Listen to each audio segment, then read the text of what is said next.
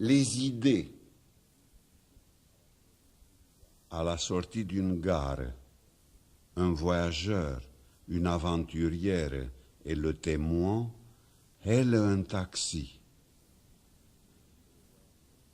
Le voyageur, au lieu d'une tête vide comme une cloche en cristal, une tête vidée comme les lieux. L'aventurière. À la sortie d'une gare, le témoin. Lieu ou d'une commune, êtes-vous bien clos? L'aventurière. On hoche l'ancre et nos cris s'y installent. Le voyageur.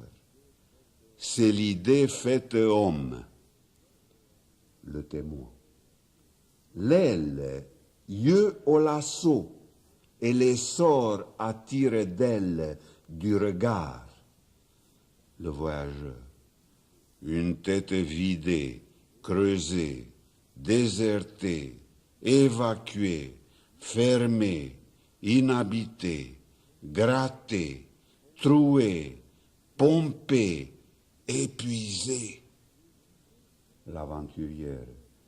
Les idées crèvent d'être aimées, déshabillées, mais seule la grande pompe les met à l'aise. L'appui ferme, elle le trouve dans le vague. Le voyageur, tête vidée, mais remplie aussi, remplie de vide, comme d'une grosse pierre opaque.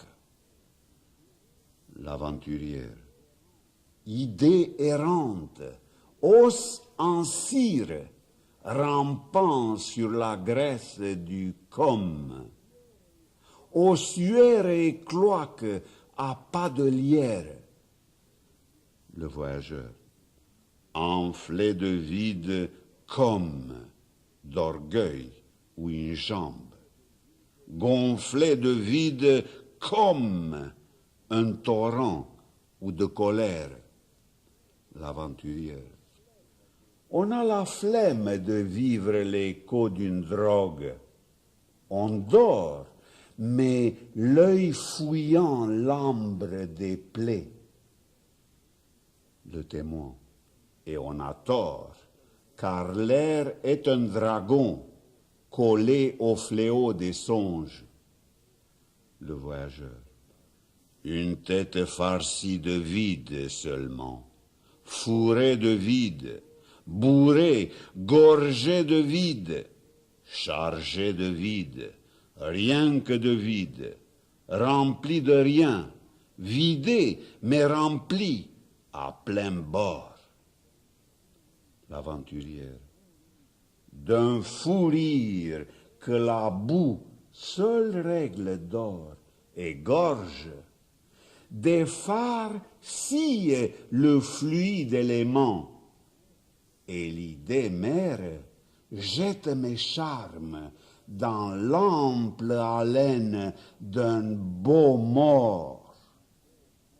Ils montent tous les trois dans le même taxi.